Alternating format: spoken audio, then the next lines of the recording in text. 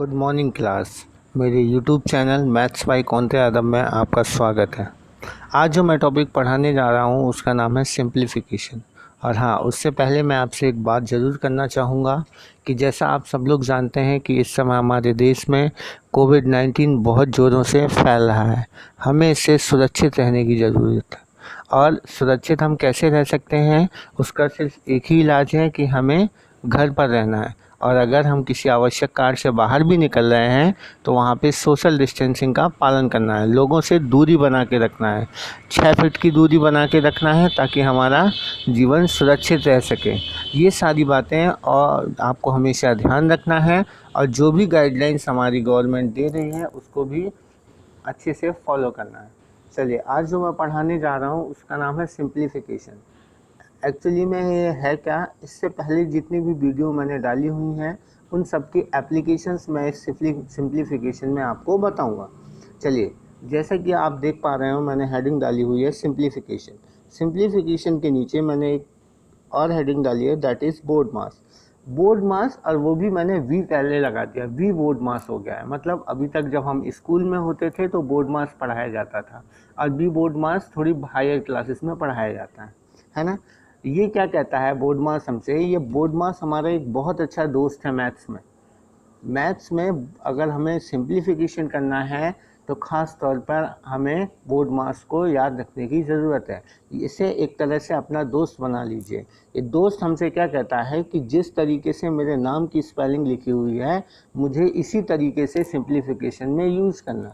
जैसे बोर्ड मास की स्पेलिंग लिखी हुई है BODMAS, मतलब बी फॉर ब्रैकेट। और ब्रैकेट आपको मालूम है 3 तरह के होते हैं, बड़ा ब्रैकेट, मझला ब्रैकेट और छोटा ब्रैकेट। और अगर हम ओ की बात करें तो ओ का मतलब होता है ऑफ। एक तरह से मल्टीप्लाई की तरह ही यूज़ किया जाता है। डी मतलब divide, M for multiply, A for addition और S फॉर सब्ट्रैक्शन। ये सारी चीज़ें आप पहले से भी पढ़ चुके हैं तो मैं ज़्यादा डिटेल में नहीं बताऊंगा। बस मैं आपसे ये कहूँगा कि इसको अपना दोस्त बनाना और जिस तरीके से इसकी स्पेलिंग लिखी है इसी सीक्वेंस में इसको यूज़ करना। चलिए, आइए पहला क्वेश्चन हम देखते हैं। अच्छा हाँ, क्वेश्चन सिंप्लीफिकेशन के बहुत आसान होते हैं। बस क्या है, जो सारी वीडियो मैंने आपको इससे पहले अपलोड किए हैं उनको ज़रा गौर से ध्यान दीजिए और वहाँ से जो कॉन्सेप्ट आया है उस कॉन्सेप्ट को अपने दिमाग में हमेशा रखिए और उसको कोशिश कीजिए कि जो क्वेश्चंस आ रहे हैं उसमें मैक्सिमम आप यूज़ कर सकें। और ये मैंने जितने भी क्वेश्चंस लिए हुए हैं सारे क्वेश्चंस में आपको सिर्फ कॉन्सेप्चुअल क्वेश्चन रहेंगे, है ना। चलिए देखते हैं। जैसे मान लीजिए मैं पहला क्वेश्चन देख पा रहा हूँ तो यहाँ पे लिखा है 73 इंटू 77। मैंने आपको बताया था कि आपको कभी भी मल्टीप्लाई की 2 डिजिट्स आए तो हमेशा याद रखना कि उसके पहले 1 डिजिट देखना और देखना क्या उनका सम 10 है क्या। और जैसे ही सम 10 मिले तुरंत रिवाइज करना मेरा वो वाला वीडियो जिसमें मैंने आपको ऐसे मल्टीप्लाई करना सिखाया है। कैसे सिखाया था, मैंने कहा था कि अगर इस तरह की सिचुएशन आती है तो आपको क्या करना है, सिंपली 7 और 3 का मल्टीप्लाई कर देना है तो 21 हो गया। और इस 7 के आगे एक आगे बढ़ेंगे तो कितना आएगा, 8 आएगा। 8 7 जो कितना आ गया, 56। ठीक है, क्लियर है, इतनी बात आ गई। और अच्छा हाँ, अगर आपको स्पीड बढ़ाना है तो कम से कम पेन का यूज़ करना है। ये तो मैं आपको समझा रहा हूँ, इस वजह से लिखना पड़ रहा है मुझे। सारी चीज़ें मैं लिखूँगा बट आपको कोशिश करना है कि जितना कैलकुलेशन माइंड में हो जाए अच्छी बात है। चलिए आगे देखते हैं। आगे प्लस का साइन है, 700 का 200 में करेंगे तो 1400 होगा और 35 ऐड कर देंगे तो 1435। इतनी बात क्लियर होगी। इज इक्वल टू ये ब्रैकेट और क्वेश्चन मार्क का स्क्वायर, ये क्वेश्चन मार्क की हमें निकालना है। तो हम अगर बात करें तो 5621 हो गया और 5621 में अगर हम 1435 जोड़ेंगे तो देखिए अब ये मत करने लगना कि 5621 लिख रहे हैं फिर 1431 लिख रहे हैं और जोड़ना स्टार्ट कर दें, नहीं, बिल्कुल गलत तरीका। आपको करना क्या है, आपको सिंपली क्या करना है, देखिए 5 ये हो गया, 1 ये हो गया तो 6000 तो ऐसे ही आ गया। ठीक है, नेक्स्ट क्या हो गया, 6 है और 4 है तो 1000 और ऐड कर दो, कितना आ गया, 7000। ठीक है, इतनी बात क्लियर है। देन आफ्टर 21 ये है, 35 ये है तो दैट इज़ 56। तो कितना आ गया, 7056। बोलो, यहाँ तक बात क्लियर है। अच्छा, और ऐसे आप करते रहेंगे तो आपको तुरंत एकदम कुछ करने की ज़रूरत नहीं पड़ेगी। आपके पास कितना आया, इस पूरे का जो निकल के आया कंक्लूजन वो 7056 आया। ठीक है, उसके बाद क्वेश्चन मार्क का स्क्वायर। अब मुझे क्वेश्चन मार्क की वैल्यू निकालनी है, तो इसका मतलब क्या हुआ, मुझे √7056 का क्या करना पड़ेगा, स्क्वायर रूट। और आपको मैंने स्क्वायर रूट भी लिखना सिखाया है, करना सिखाया है। हमें क्या देखना है, सबसे पहले यूनिट प्लेस देखना है। 6 हो गया तो जाहिर सी बात है या तो 4 आएगा नहीं तो 6 आएगा, ठीक है। अब मैंने कहा था फिर क्या करना, लास्ट के 2 डिजिट गायब कर देना, कितना आया, 70 आया। एक ऐसा नंबर सर्च कीजिए जिसका स्क्वायर करें वो 70 से कम हो, दैट इज़ 8 का स्क्वायर करेंगे तो 64 होगा। तो मतलब या तो हमारा आंसर 84 होगा नहीं तो हमारा आंसर 86 होगा। अब ये कैसे डिसाइड करेंगे कि 84 होगा कि 86 होगा, इसके लिए मैंने कहा था इन दोनों के बीच में एक ऐसा नंबर सर्च कीजिए जिसके एंड में 5 हो, दैट इज़ 85। क्यों कहा था मैंने ऐसा, क्योंकि ऐसे सारे नंबर्स जिनके एंड में 5 हो 2 डिजिट में उनका स्क्वायर निकालना आसान होता है। तो देखिए 5 का स्क्वायर कितना हो गया, 25। 8 के आगे आगे बढ़ेंगे तो 9, दैट इज़ 75। अब क्या करना है, ये जो 725 आया है इसको इससे कंपेयर करना है। तो यार ये तो 7056 तो छोटा है, तो जाहिर सी बात है इसका स्क्वायर रूट होगा वो 85 से कम ही होने वाला है। तो इन सब का आंसर कितना निकल के आया, हम कह सकते हैं कि इन सब का आंसर, पहले वाले क्वेश्चन का आंसर हमारा कुल मिला के 84 निकल के आया। कितना निकल के आया, तो फर्स्ट का आंसर कितना निकल के आ गया, 84। देखिए कितना आसान हो गया ना।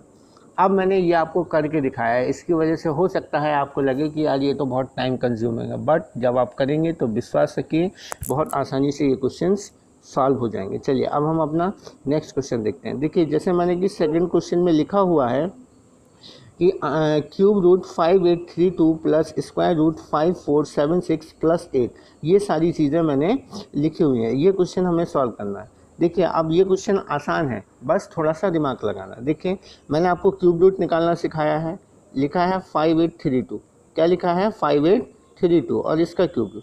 मैंने आपसे कहा था कि अगर आपको यूनिट प्लेस में 2 दिखे तो वहाँ पे 8 समझना है, बोलिए कहा था ना।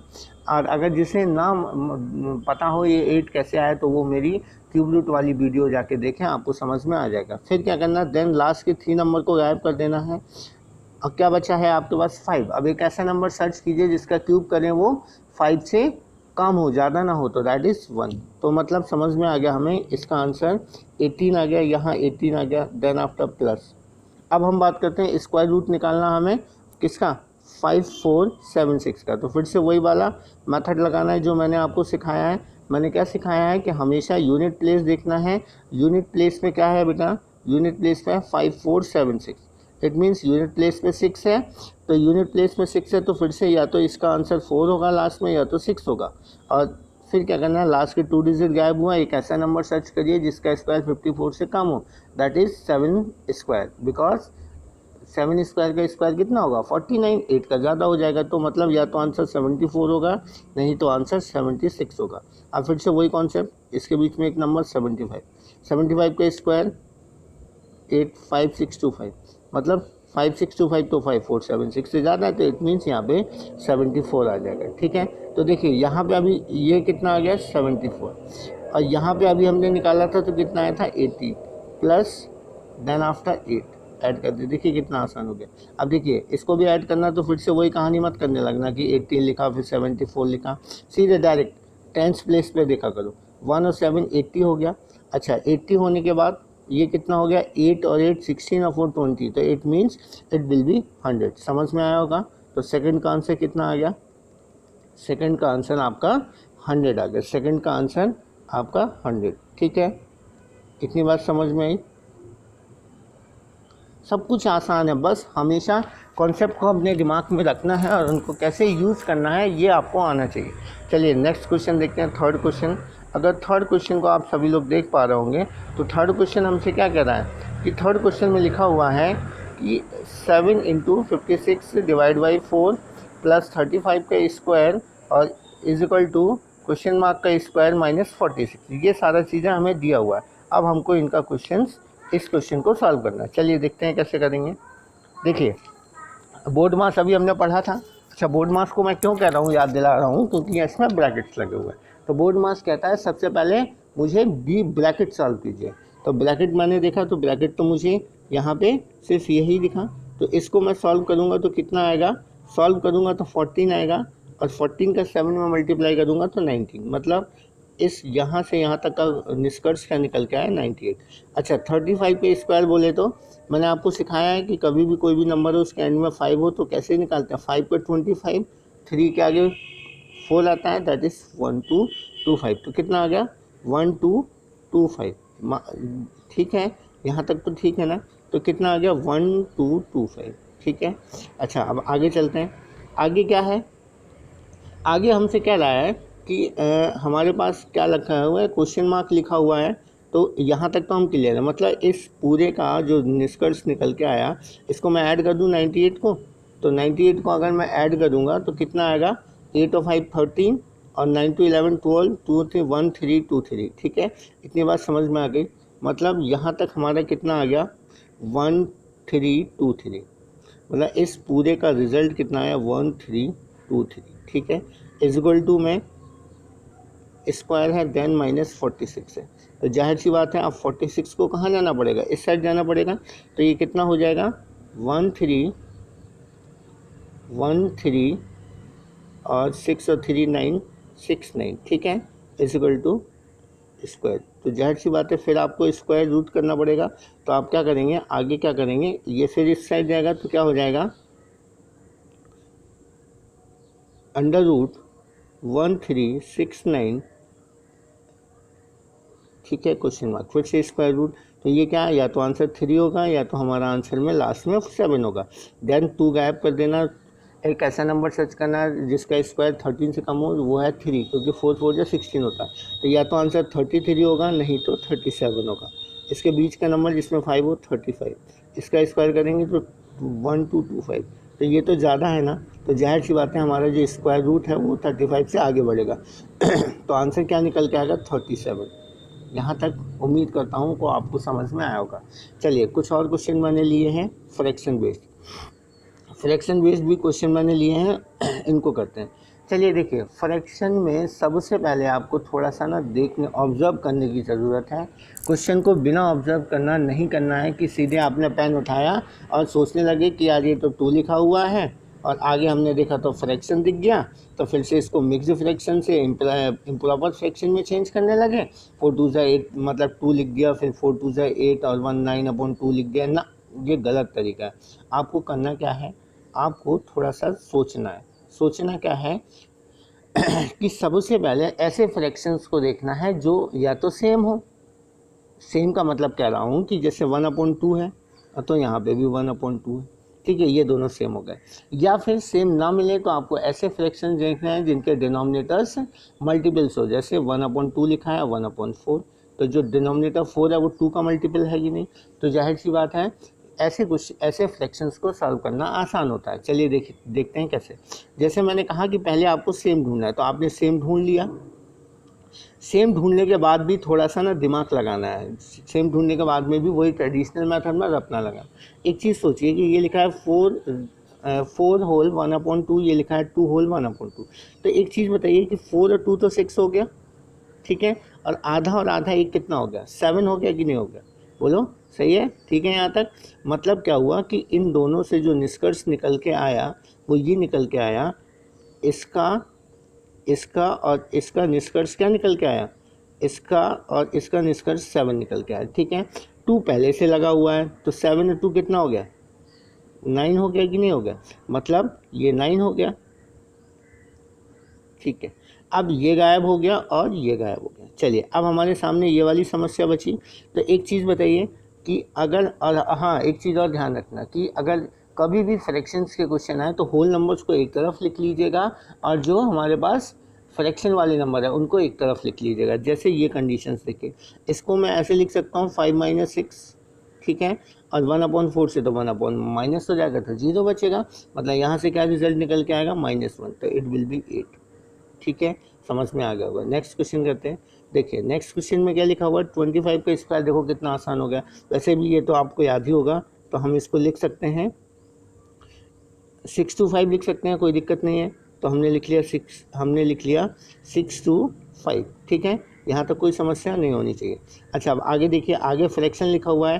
क्या लिखा हुआ है फ्रैक्शन में, 4 होल 1/2 प्लस 5 होल 1/4।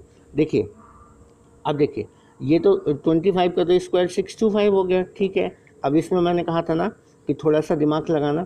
तो अगर होल नंबर्स को देखें तो 4 और 5 मिलना है, तो दैट इज़ 9।